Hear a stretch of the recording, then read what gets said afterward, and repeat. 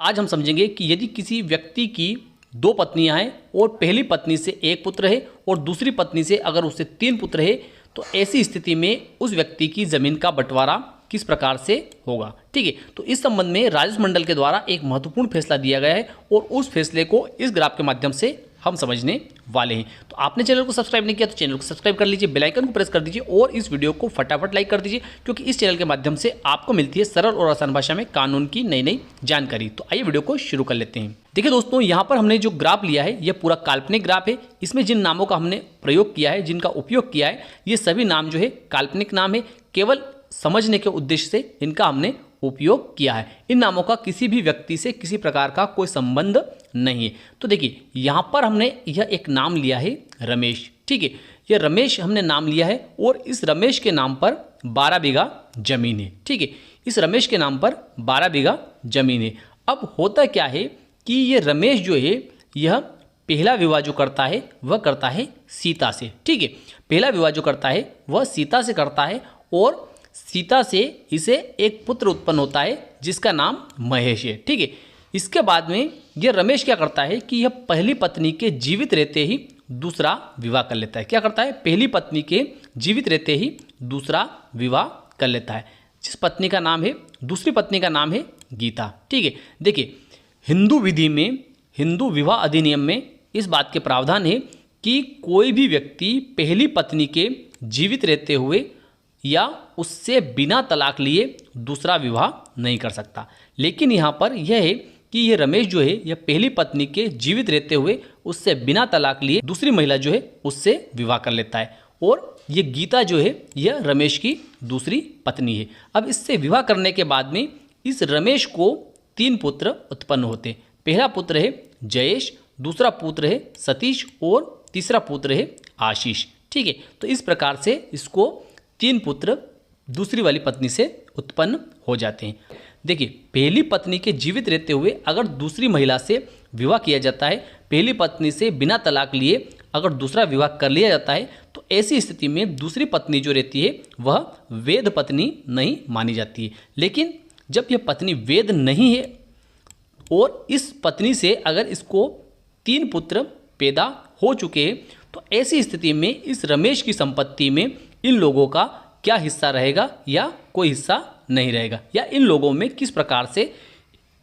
इस रमेश की संपत्ति का बंटवारा होगा। ठीक है, तो उसको अब हम आगे जानने वाले हैं।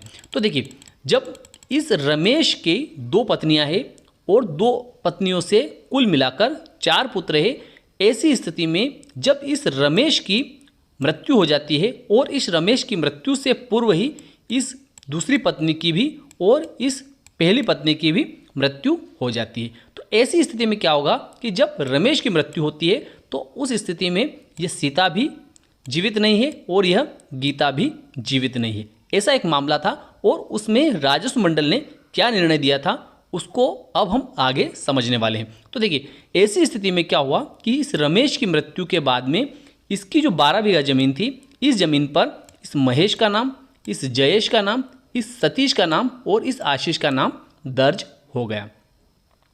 अब देखिए अब इसके बाद में क्या हुआ कि जब इन चारों लोगों का नाम इस संपत्ति पर, इस जमीन पर दर्ज हो गया, तो ऐसी स्थिति में महेश जो है इसने क्या किया कि मध्य प्रदेश भू राज्य संहिता की धारा 178 के तहत विभाजन के लिए तहसीलदार महोदय के समक्ष आवेदन पत्र पेश किया और आवेदन पत्र पेश कर इसने निवेदन किया कि मैं पहली पत्नी से उत्पन्न संतान हूँ और ये लोग जो है ये दूसरी पत्नी से उत्पन्न संतान है, इसलिए यह जो संपत्ति है इसमें मेरा 1/2 हिस्सा बनता है। क्या होता है? 1/2 हिस्सा बनता है। अर्थात इस महेश का जो है इस 12 बीघा ज़मीन में से 6 बीघा ज़मीन जो है इस अकेले की इसने बताई और बाकी लोग जो है इनको 2-2 बीघा ज़मीन मिलेगी। ऐसा इसने आवेदन पत्र कहाँ पर पेश किया? तहसीलदार महोदय के समक्ष पेश किया।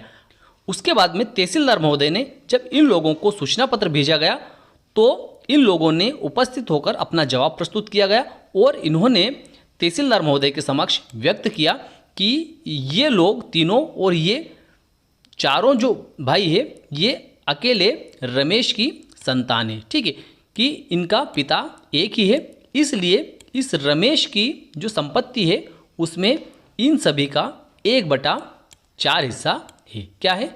1/4 हिस्सा। ये जैसे 12 बीघा ज़मीन है तो इसमें 3 बीघा इसकी है, 3 बीघा इसकी है, 3 बीघा इसकी है और 3 बीघा इसकी है। इस प्रकार से इन्होंने अपना जवाब पेश किया।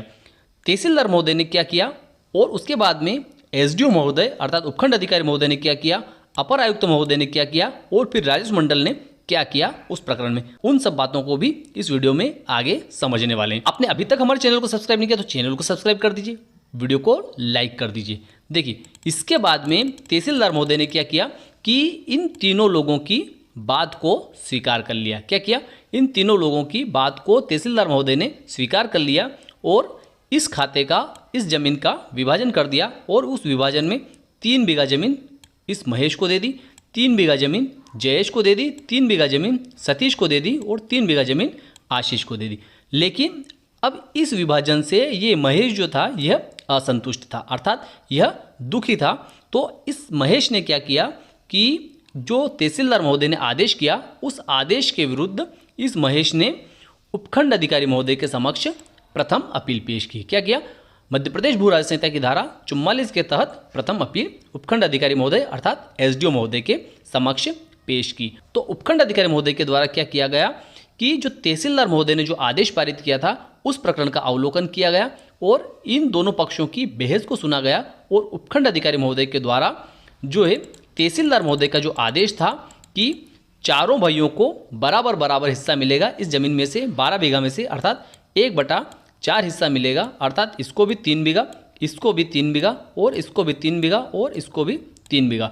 तो जो ऐसा आदेश तहसीलदार महोदय ने पारित किया उस आदेश को उपखंड अधिकारी महोदय के द्वारा यथावत रखा गया, अर्थात उस आदेश को सही माना। ठीक है, लेकिन यहाँ पर भी महेश जो है यह संतुष्ट नहीं हुआ, अर्थात इस आदेश से भी उपखंड अधिकारी महोदय का जो आदेश था कि तहसीलदार महोदय ने सही आदेश पारित किया है उससे यह महेश जो है यह संतुष्ट नहीं था। तो ऐसी स्थिति में महेश के द्वारा क्या किया गया कि फिर से द्वितीय अपील जो है वह अपर आयुक्त महोदय के समक्ष पेश की और वहाँ पर इसने निवेदन किया कि चूंकि यह महेश जो है यह सीता जो है पहली पत्नी जो है इस रमेश की पहली पत्नी है उससे उत्पन्न संतान है, इसलिए इस जमीन में जो है आधा हिस्सा इस सीताबाई का और आधा हिस्सा जो है इस गीताबाई का है, इसलिए आधा हिस्सा इस महेश को दिया जाए, अर्थात 6 बीघा जमीन जो है इस महेश को दिया जाए और 6 बीघा जमीन में 2-2 बीघा जमीन जो है इन तीनों भाइयों को दी जाए। और इसने यह भी निवेदन किया कि हम एक परिवार नहीं बल्कि 2 परिवार है। पहला परिवार जो है वह सीता का परिवार है जिसमें महेश है और दूसरा परिवार जो है वह गीता का है, उसमें जयेश, सतीश और आशीष है। तो अपर आयुक्त महोदय ने इस महेश की जो बात थी उसको स्वीकार कर लिया और यह माना कि हाँ यह अलग अलग पत्नियों से उत्पन्न संतानें हैं, इसलिए इस महेश का इस 12 बीघा जमीन में 1/2 हिस्सा है, अर्थात इस महेश को जो है इसको 6 बीघा जमीन प्राप्त होगी और इन तीनों भाइयों को जो है इनको 2-2 बीघा जमीन इसमें प्राप्त होगी। तो इस प्रकार का जो आदेश जो है अपर आयुक्त महोदय के द्वारा पारित किया गया और उपखंड अधिकारी महोदय का जो आदेश था उसको भी निरस्त किया गया और तहसीलदार महोदय ने जो आदेश किया था उसको भी निरस्त किया गया।